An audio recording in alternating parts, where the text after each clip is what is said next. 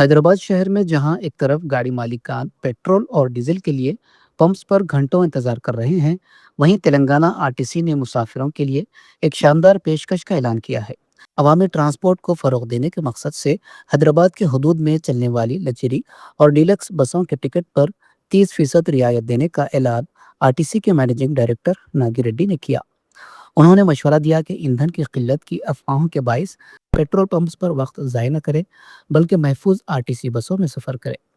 انہوں نے کہا کہ ذاتی گاڑیوں کے مقابلے میں کم خرچ میں اپنی منزل تک پہنچا جا سکتا ہے، اس لیے مسافروں سے اپیل کی گئی ہے کہ وہ اس رعایت سے فائدہ اٹھائیں۔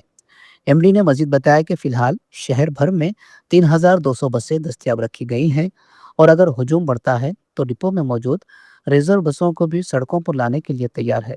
انہوں نے وضاحت کی کہ اہم راستوں پر بسوں کی تعداد بڑھا دی گئی ہے تاکہ لوگ وقت پر اپنی منزل تک پہنچ سکیں۔